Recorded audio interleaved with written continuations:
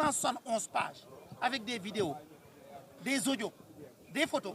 qu'il fallait mettre à une date beaucoup plus lointaine pour nous permettre d'organiser au mieux et de manière convenable la défense des intérêts de Ndeye Khady Ndiaye. Mais le président du tribunal a estimé qu'il s'agit d'un renvoi d'office et qu'il maintient la date du mardi prochain, et à cette date, les parties vont se prononcer par rapport à leur demande. Combien de jours vous avez demandé? Le tribunal appréciera. Combien de jours vous avez demandé? Nous avions demandé 1 mois à 45 jours pour organiser notre défense. Oui. Mais encore une fois, le tribunal a estimé qu'on n'en est pas encore là. C'est un renvoi d'office à la suite d'une irrégularité de procédure parce que le parquet a enrôlé à cette date d'aujourd'hui alors que toutes les prescriptions légales n'ont pas été respectées, notamment la violation de 240. Donc nous en avons pris acte parce que c'est conforme qu'on puisse renvoyer ce dossier parce que ce dossier en aucune manière, en droit, ne pouvait pas être retenu et jugé parce que 246 du Code de procédure pénale a été violé. Donc à la date du mardi prochain, tous les avocats de la défense vont apprécier est-ce qu'on maintiendra notre demande de renvoi à une date pour organiser notre défense compte tenu du caractère extrêmement volumineux de ce dossier. Nous apprécierons. Est-ce que tous les témoins étaient là? Je ne pourrais pas dire si tous les témoins étaient là parce que du fait que le débat sur le fond n'est pas ouvert,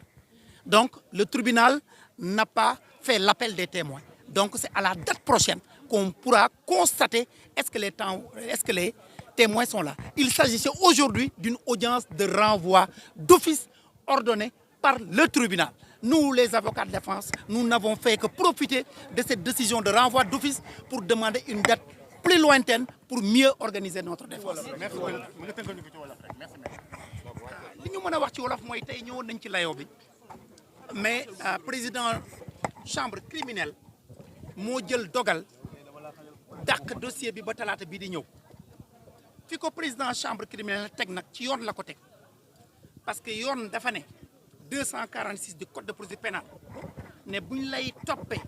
ñaawteef boo xam ne chambre criminelle la diggante biñ la dégloo interrogatoire ak bésu atte bi war na am lu mu néew ñett fan te suñu cliente Ndeye Khady Ndiaye démb lañ ko defal interrogatoire bot set tey ñu programmer audience bi kon au regard de 246 du code de procédure pénale loolu méngoowul ak yoon mu di lan mooy procureur dafa enrôler dossier bi date boo xam ne date bi baaxul parce que day salfaañe day jalgati yoon kon président tribunal pour li nga xam ne dañ ko jalgati mooy di ne waruñ ko mën a atte tey loolu la réparé renvoyé ko talaata bii di ñëw ñun nag bi mu jëlee dogal ne bi mu constaté ne yoon respecté wuñ ko daf koy renvoyé à huitaine mooy juróom-ñett fan pour ñu régulariser li nga xam ne du yoon ñun dañ cee profité en tant que avocat de la défense pour wax président bi ne ko kon que dossier bi teguwul ci yoon ci niñ ko enrôlé mooy niñ ko indee pour atte ko parce que délai yi respecté wuñ ko dañ ko violé dañ lay ñaan dañuy sàkku ñu yóbbu ko date bu gën a sori parce que dossier bi dafa rëy parce que ñeenti téeméeri këyit la ak juróom-ñaar fukk ak benn ak ay vidéo ay audio ak ay photo par conséquent yóbbu ko 1 mois mbaa 45 jours pour ñu mën a organiser suñu défense mooy pour ñu mën a layool Ndeye Khady Ndiaye bi nga xam ne dañ koy topp ay daan yu kowe ci këru attekaay bu kowe mu di chambre criminelle pour ñu mën a jël fàgguteef yi warukaay yëpp pour mën ko défendre maintenant mu ne non daf koy maintenir à huitaine te bu huitaine jotee juróom-ñetti fan jotee su boobaa avocat yi ku am loo ciy sàkku ku am loo ciy wax nga wax ko ci mais tey daf koy dàq d'office ci coobareem parce que yoon moo mayewul ñu atte ko tey ndax dañoo violé 246. lan la ñuy toppee sa client ci biir dossier. merci lañ koy toppee complicité proxénétisme. Voilà,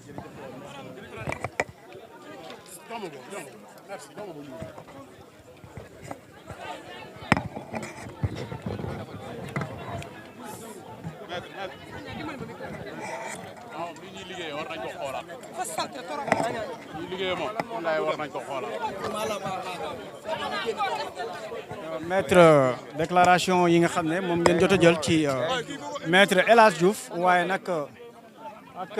ki nga xam ne moom mooy maître Moussa Sarr comme jël nañu ñaari déclaration yi dañuy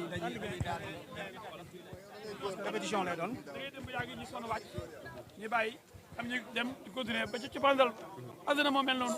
Gabriel Sall ak keneen ci yéen am na ñuy dem ba ci biir ñu bàyyi àddina bi yëpp noonu la mel mënoo ni kenn da ngay toog rek teg sëy même sëy moo gën a sacré mais day am divorce sëy takk jabar bëgg ko ngeen tas après ab la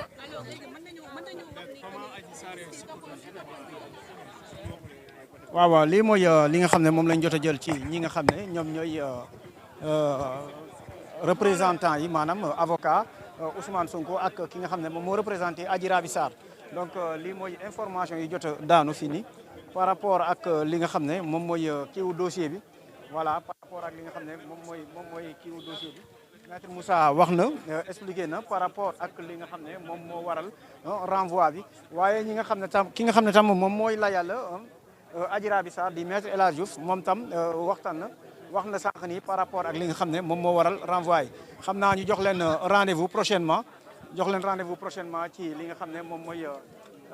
comme le 23 la ñu wax jox leen rendez-vous directement le 23 ñu mën a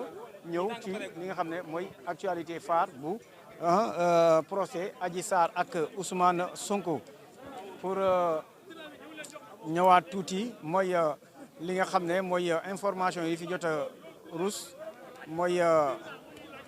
tribunal dàq na procès Adji Sarr Ousmane Sonko ba le 23 ndax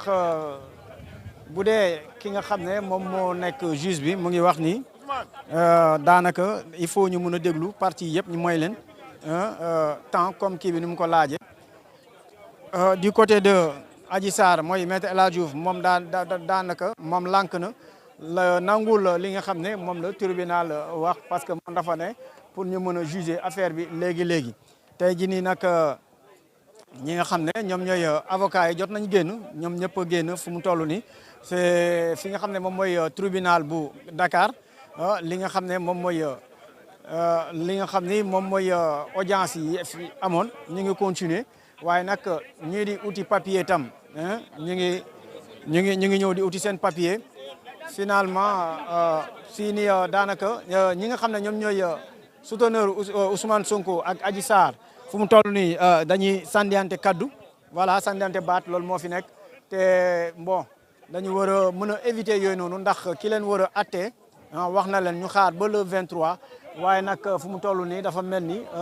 procès bi commencé na ci diggante ñaari souteneurs yi que ça soit du camp de Adji Sarr ndax ñu ngi gis ay jigéen di taxaw naan justice ñaari jigéen voilà effectivement di taxaw naan justice pour Adji Sarr de l'autre côté aussi gis nañu ñi nga xam ne tam ñoom ñoo ñëw di soutenir ki nga xam ne mooy Ousmane Sonko même bu dee agguñu ci biir salle bi procès bi mu jeexee ñoom génn si nañu ñëw nañu jàkkaarloog ak ñi nga xam ne ñooy taskatu xibaar yi di ñuy wax par rapport ak lépp li nga xam ne mooy enjeu yi voilà